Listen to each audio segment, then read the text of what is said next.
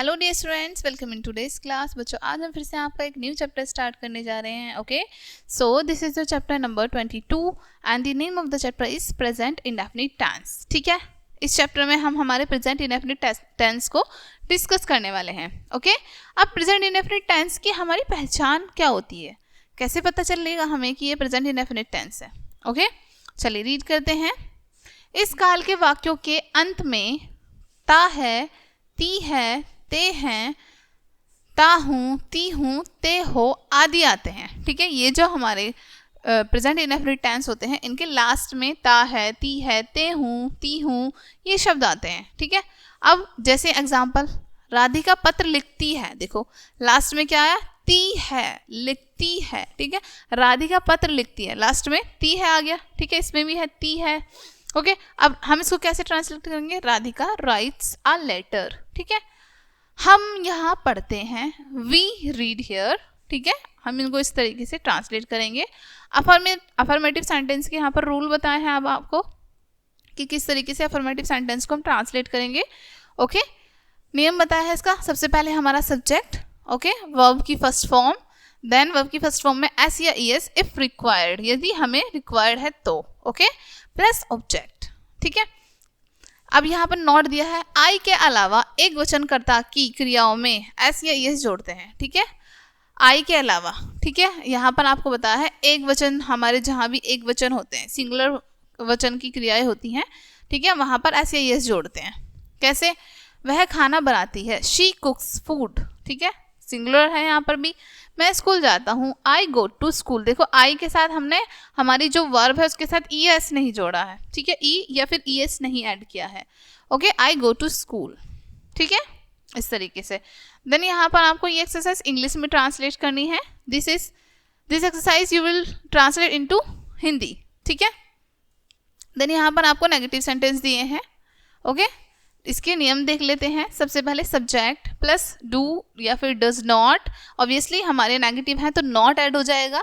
Okay, plus verb की first form plus object. ठीक है, ये हमारे नेगेटिव सेंटेंस का रूल होगा।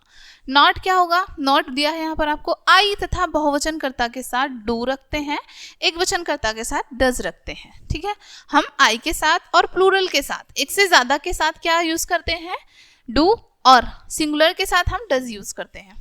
ठीक है, जैसे रोहित बाजार नहीं जाता है। Okay, Rohit does not go to market. ठीक है, अब हमने अकॉर्डिंग टू सब्जेक्ट, देखो रोहित सब्जेक्ट है हमारा, लिख दिया हमने, सिंगुलर है तो सिंगुलर के साथ हम यूज करते हैं डज। ठीक है, डज, उसके बाद तुरंत हमें नोट लिखना है, नॉट, वर्ब की first form go to market. ठीक है, किरण पत्र नहीं लिखती है, Kiran does not write a letter. ठीक है, किरण पत्र नहीं लिखती है, किरण, सबसे पहले सब्जेक्ट क्या है, किरण, उसके बाद वो हम क्या हेल्पिंग वर्ब यूज करेंगे डज, उसके बाद नॉट, क्या काम नहीं करती है वो, राइट अ लेटर। ठीक है, इसमें हम वर्ब में ऐसे ये ऐड नहीं करेंगे।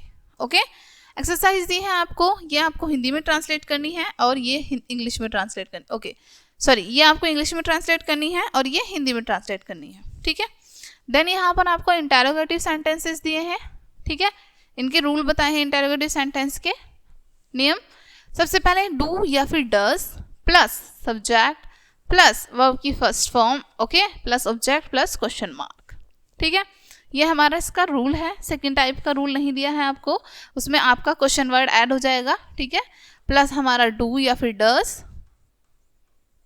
प्लस सब्जेक्ट, ठीक है, प्लस वर्ब की फर्स्ट फॉर्म प्लस हमारा ऑब्जेक्ट प्लस क्वेश्चन मार्क। ठीक है, ये सेकंड टाइप वाला रूल है। This is our first rule. ठीक है, फर्स्ट टाइप इस तरीके से होगा और सेकंड टाइप इस तरीके से होगा। ठीक है, अब यहाँ पर आपको क्या बताया, यदि प्रश्नवाचक शब्द वाक्य के बीच में आए तो उसकी अंग्रेजी डू या डज से पहले रखते हैं। ठीक है, वही जो मैंने आपको यहाँ पर बता दिया सेम। ठीक है, यदि प्रश्नवाचक यानी क्वेश्चन वर्ड हमारा वाक्य के बीच में आ रहा है तो हम क्वेश्चन वर्ड को पहले लिखते हैं। ठीक है, प्रश्नवाचक वाक्य के अंत में प्रश्नवाचक चिन्ह लगाते हैं और जो हमारा क्वेश्चन वर्ड वाला वाक्य होगा उसमें हम क्वेश्चन मार्क लगाते हैं। ठीक है, अब देखो यहाँ पर स्टार्टिंग में क्या आ रहा है, क्वेश्चन वर्ड पहले आ रहा है। ठीक है, तो हम इसको फर्स्ट रूल के अकॉर्डिंग बनाएंगे हमारे। ठीक है, फर्स्ट रूल के अकॉर्डिंग बनाएंगे। सबसे पहले क्या रोहन बाजार जाता है, रोहन सिंगुलर है। ठीक है, तो डज लगाएंगे, डज रोहन, उसके बाद हमारी helping verb, sorry main verb, go to the market, last में क्वेश्चन मार्क। क्या हम यहाँ पढ़ते हैं do we read here, last में क्वेश्चन मार्क। ठीक है, सेकेंड वाला यूज आप तब करेंगे जब आपका क्वेश्चन वर्ड बीच में आए। ठीक है,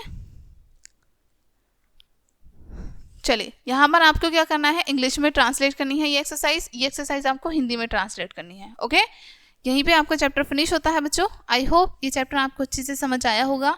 मिलते हैं नेक्स्ट वीडियो में एंड थैंक्स फॉर वॉचिंग।